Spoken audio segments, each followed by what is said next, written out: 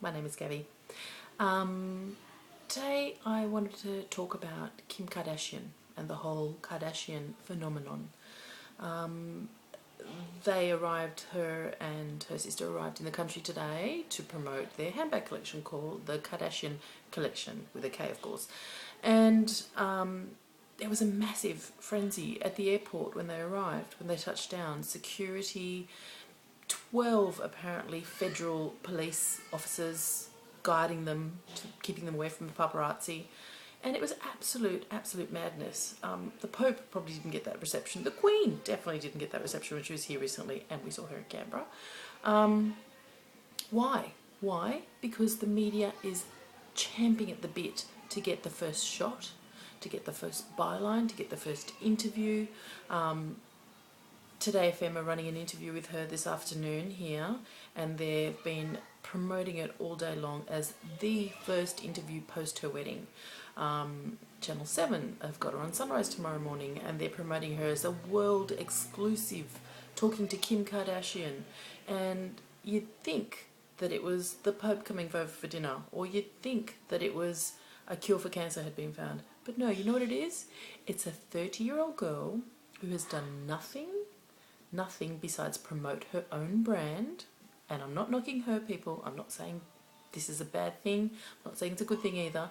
But all she's done is promote her own brand through publicising herself and her family, by televising herself and her family, and making a whole lot of money from it. Apparently $65 million in the last year. And because of this brand that she's built up, because of this equity that she has in her name and in her face, the media's gone nuts, because they all want to be the first one to get the quote, the interview, etc. Because she's separated from her husband after 72 days. Now, pardon me while I grab something and read. She released a statement today on her blog about her marriage ending, and she said, and I quote, "I felt like I was on a fast roller coaster and couldn't get off, when now I know I probably should have. I got caught in the hoopla," is that a plug, Wendy Harmer, "of filming the TV show, and that's when I should have ended my relationship. I didn't know how to do it, and I didn't want to disappoint a lot of people." Now for me, end of quote, a lot of people sounds like her mum. I mean, her mum is her manager. Her mum promotes all her businesses and promotes the perfumes, and as you can see from the TV show, and yes, hello, guilty, I have watched the TV show. I find it entertaining. I like a little bit of reality television. I don't mind. I'll watch it every now and then. But you've got to remember, people, when you're watching these reality TV shows, that there is real people involved in these shows. And sure, they might be putting their hand out for the cash and taking the money, but they are still real people.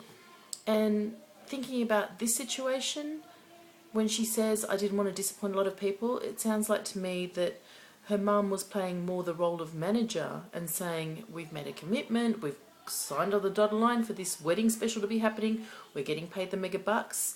What's at stake here? Your happiness, my child, or the cha-ching we're going to get for making this show?" And I think they chose the wrong option. I think her mum should have stopped and looked at her daughter and said, "My child is in pain here. My child is not making the right decision," and questioned it more. Or, yeah, I know, I'm sure when kids grow up, mine were only little, but when kids grow up, they're going to make their own decisions. You've got to let them do it. But if you're signed on as a manager as well as a parent, it's your responsibility to look out for that child. Now, I've realised I've gone on and on and on about this, but bottom line, I guess what I'm trying to say is that while we all watch these shows and we think that's just fodder, I think that at the end of the day, we've got to think that these are real people. And yes, she's putting herself out there for it, but I don't know, for me, I still feel for the girl. I still feel for you, so I feel for you, Kim. My name's Gabbie, and I'll see you soon. Bye.